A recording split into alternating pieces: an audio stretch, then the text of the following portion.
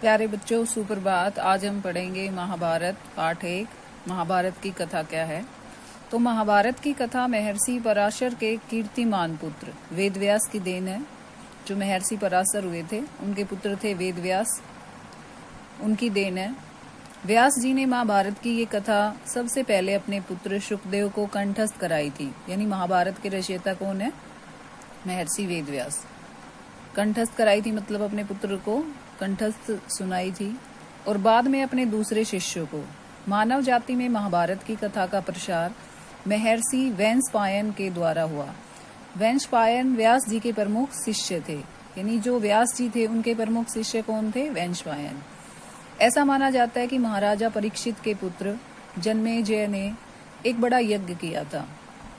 इस महायज्ञ में सुप्रसिद्ध पौराणिक सूत जी भी मौजूद थे।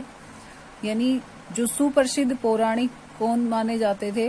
तो वो थे सूत जी। सूत जी ने समस्त ऋषियों की एक सभा बुलाई। महर्षि शौनक इस सभा के अध्यक्ष हुए। यानी जो सभा बुलाई गई उसके अध्यक्ष कौन थे? महर्षि शौनक। सूत जी ने ऋषियों की सभा में महाभारत की कथा प्रारंभ की कि महाराजा शांतनु के बाद उनके पुत्र चित्रांगद हस्तिनापुर की गद्दी पर बैठे। यानी शांतनु के पुत्र कौन थे? चित्रांगद और विचित्रवीर्य। उनकी अकाल मृत्यु हो जाने पर उनके भाई विचित्रवीर्य राजा हुए। उनके दो पुत्र हुए। विचित्रवीर्य के दो पुत्र हुए, धृतराष्ट्र और पांडु। बड़े बेटे धृतराष्ट्र ने जन्म से ही अंधे थे, इसलिए उस समय की नीति के अनुसार पांडु को गद्दी पर बिठाया गया। पांडु ने कई वर्षों तक राज्य किया। उसकी दो रानियां थी। पांडु की दो रानियां कौन कौन सी थी? कुंती और माद्री। कुछ समय राज्य करने के बाद पांडु अपने किसी अपराध के प्रायश्चित के लिए तपस्या करने जंगल में चले गए। उनकी दोनों रानियां भी उनके साथ ही गई।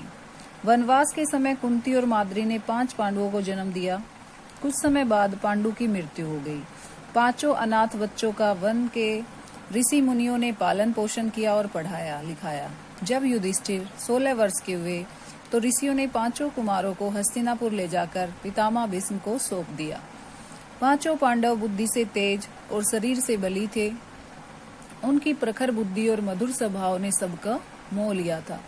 ये देखकर धृतराष्ट्र के पुत्र कौरव उनसे जलने लगे और उन्होंने पांडवों को तरह तरह से कष्ट पहुंचाना शुरू किया। दिन पर दिन कौरवों और पांडवों के बीच वैर भावना बढ़ती गई। अंत में पितामह भीष्म ने दोनों को किसी तरह समझाया और उनके बीच संधि कराई। भीष्म के आदेश के अनुसार कुरु राज्य के 2 हिस्से किए गए, 2 भाग किए गए। कौरव हस्तिनापुर में ही राज करते रहे और पांडवों को एक अलग राज्य दे दिया गया, जो आगे चलकर इंद्रप्रस्थ के नाम से मशहूर हुआ, प्रसिद्ध हुआ। इस प्रकार कुछ दिन शांति रही। उन दिनों राजा लोगों में चौसर खेलने का आम रिवाज था। राज्य तक की बाजियां लगा दी जाती थी। इस रिवाज के मुताबिक एक बार पांडवों और कौरवों ने चौपड़ खेला। कौरवों की तरफ से कुटिल शकुनी खेला। शकुनी कौन था? दुर्योधन का मामा। उसने युधिष्ठिर को हरा दिया। इसके फलस्वरूप पांडवों का राज्य छिन गया और उनको 13 वर्ष का वनवास भोगना पड़ा। उसमें एक शर्त ये भी थी कि 12 वर्ष के वनवास के बाद 1 वर्ष अज्ञातवास यानी छुप कर रहना पड़ेगा, करना होगा। उसके बाद उनका राज्य लौटा दिया जाएगा।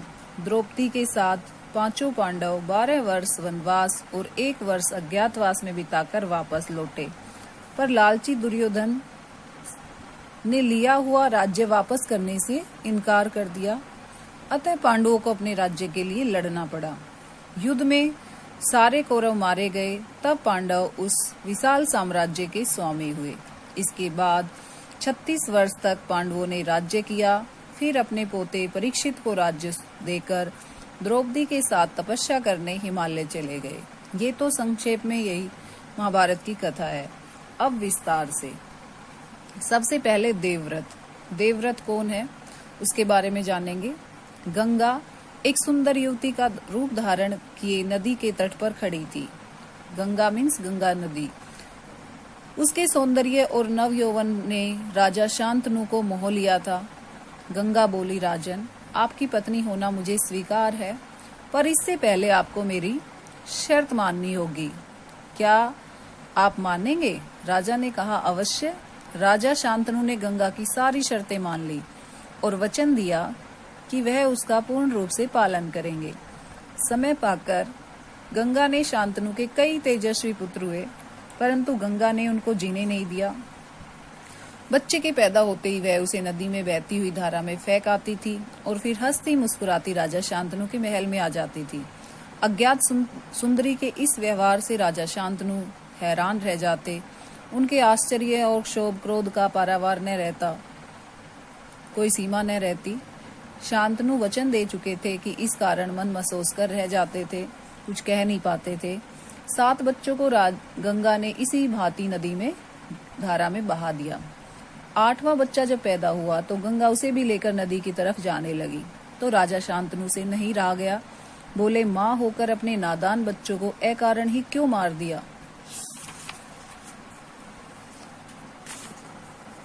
क्यों मार दिया करती हो? ये घृणित व्यवहार तुम्हें शोभा नहीं देता है। राजा की बात सुनकर गंगा मन ही मन मुस्कुराई, परंतु क्रोध का अभिनय करती हुई बोली, राजन, क्या आप अपना वचन भूल गए हैं? मालूम होता है कि आपको पुत्र से ही मतलब है, मुझसे नहीं। आपको मेरी क्या परवाह है? ठीक है, पर शर्त के अनुसार मैं अब नहीं ठहर सकती। आपके इस पुत्र को मैं नदी में नहीं फेंकूंगी। इस अंतिम बालक को मैं कुछ दिन पालूंगी और फिर पुरस्कार के रूप में आपको सौंप दूंगी। यह कहकर गंगा बच्चे के साथ चली गई। यही बच्चा आगे चलकर भीष्म पितामह के नाम से प्रसिद्ध हुआ। गंगा के चले जाने से राजा शांतनु का मन विरक्त हो गया। उन्होंने भोग विलास से जी हटा लिया और राजकाज में मन लगाने लगे। एक दिन राजा शिकार खेलते खेलते गंगा के तट पर चले गए तो देखा किनारे पर खड़ा एक सुंदर और गठीला युवक गंगा की बहती हुई धारा पर बाण चला रहा था। बाणों की बौछार से उसने गंगा की प्रचंड धारा को एकदम रोक दिया था। ये दृश्य देखकर शांतनु दंग रह गया। इतने में ही राजा के सामने स्वयं गंगा आकर उपस्थित हो गई। गंगा ने युवक को अपने पास बुलाया और राजा से बोली, राजन, पहचाना मुझे और इस युवक को? यही आपका और मेरा 8वां पुत्र देवव्रत है। महर्षि वशिष्ठ ने इसे शिक्षा दी है। शास्त्र ज्ञान में शुक्राचार्य और रण कौशल में परशुराम ही इसका मुकाबला कर सकते हैं। यह जितना कुशल योद्धा है उतना ही चतुर राजनीतिज्ञ भी है। आपका पुत्र मैं आपको सौंप रही हूँ, अब ले जाइए इसे अपने साथ। गंगा ने देवव्रत का माथा चूमा और आशीर्वाद देकर राजा के साथ उसे विदा कर दिया। भीष्म प्रतिज्ञा। तेजस्वी पुत्र को पाकर राजा प्रफुल्लित यानी प्रसन्न मन से नगर को लौटे और देवव्रत राजकुमार के पद को सुशोभित करने लगे। 4 वर्ष और बीत गए।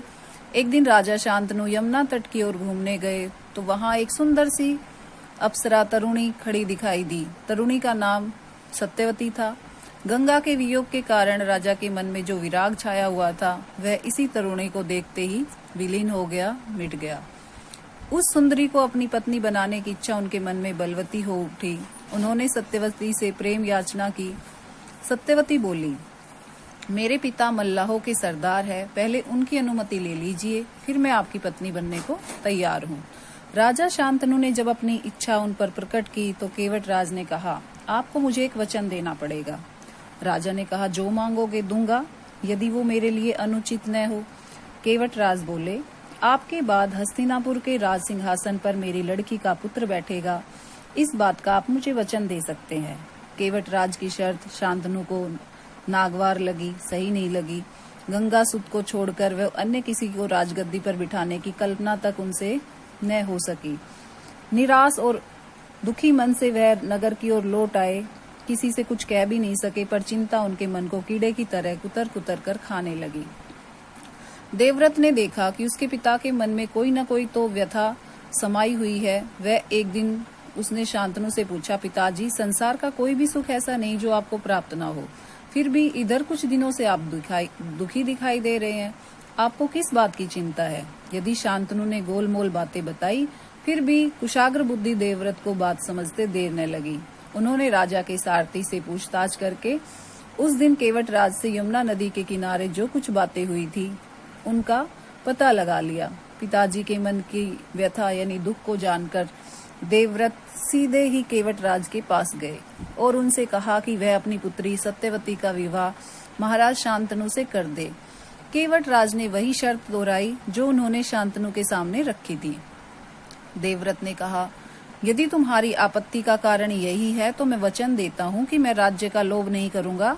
सत्यवती का पुत्र ही मेरे पिता के बाद राजा बनेगा। केवटराज तो इससे भी संतुष्ट नहीं हुए। उन्होंने और दूर की सोची और बोले, आर्य पुत्र, इस बात का तो मुझे पूरा भरोसा है कि आप अपने वचन पर अटल रहेंगे, किंतु यदि आपकी संतान से मैं वैसी आशा कैसे रख सकता हूँ? आप जैसे वीर पुत्र तो आपके पुत्र भी वीर ही होंगे। बहुत संभव है कि वह मेरे नाती से राज्य छीनने का प्रयत्न करे। इसके लिए आपके पास क्या उत्तर है? केवटराज का प्रश्न अप्रत्याशित था। उसे संतुष्ट करने का यही अर्थ हो सकता था कि देवव्रत अपने भविष्य का भी बलिदान कर दे, किंतु पितृभक्त देवव्रत इससे जरा भी विचलित नहीं हुए। गंभीर स्वर में उन्होंने कहा, मैं जीवन भर विवाह नहीं करूंगा, आजन्म ब्रह्मचारी रहूंगा। मेरे संतान ही नहीं होगी तो अब तुम संतुष्ट हो? किसी को आशा नहीं थी कि तरुण कुमार ऐसी कठोर प्रतिज्ञा करेंगे। देवव्रत ने भयंकर प्रतिज्ञा की थी, इसलिए उस दिन से उनका नाम भीष्म पड़ गया। केवटराज ने स आनंद अपनी पुत्री को देवव्रत के साथ विदा किया। सत्यवती ने से शांतनु के 2 पुत्र हुए थे। पहले का नाम था चित्रांगद और दूसरे का था विचित्रवीर्य। शांतनु के देहावसान पर चित्रांगद हस्तिनापुर के सिंहासन पर बैठे और उनके युद्ध में मारे जाने पर विचित्रवीर्य की 2 रानियां थी, अंबिका और अंबालिका। अंबिका के पुत्र थे धृतराष्ट्र और अंबालिका के पुत्र थे पांडु। धृतराष्ट्र के पुत्र कौरव कहलाए और पांडु के पांडव।